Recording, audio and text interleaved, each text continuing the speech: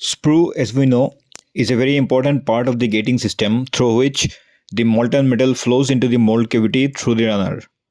But the question is, why is this sprue tapered? Let us assume a straight sprue over which we have this pouring cup.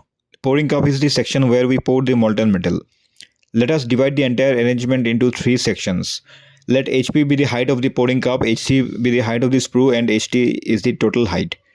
Now the entire calculation will be based on the continuity equation, which states that the volume flow rate through all the sections must be same. Now let us revise this important concept while taking example of a pipe. Let a volume of fluid be entering this pipe section through the section 1, and some amount of volume is flowing out through the section 2. Now from this diagram you can easily understand that the area of section 2 is greater than the section 1. So from equation 1, to maintain the continuity equation, V2 has to be smaller than V1.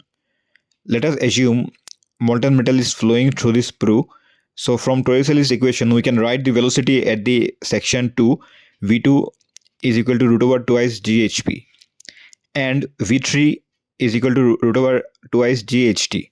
Now from this diagram, since the height HT is quite large as compared to HP, so V3 has to be greater than V2.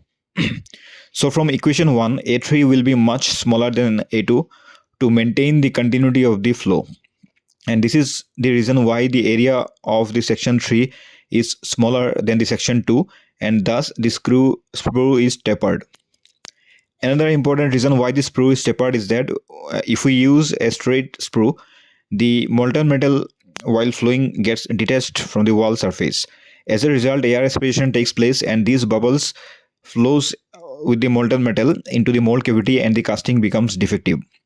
But in the tapered sprue, air aspiration does not take place. It also helps in maintaining a streamlined flow. So now let us solve a numerical so that it becomes more clear whatever we have discussed so far. A 200 mm long sprue has an area of 650 mm square where the pouring basin meets the down sprue. The metal flow rate is 6.5 into 10 to the power 5 mm cube per second.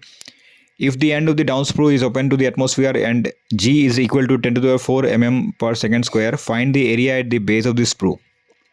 So first of all, let us draw the sprue. This is the sprue with the height 200 mm. This is the pouring basin, and this area where the pouring basin meets the sprue is given as 650 mm square. Along with this, the value of the volume flow rate and the acceleration due to gravity is given. We have to find out the value of A3.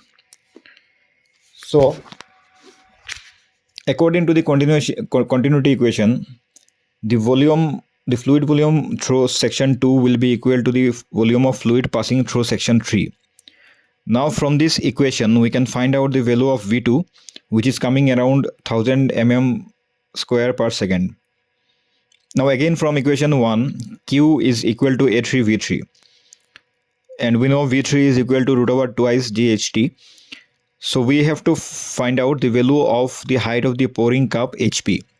So if you see this figure, the total height HT can be written as HS plus HP. So HP we can find out from the equation V2 is equal to root over twice GHP.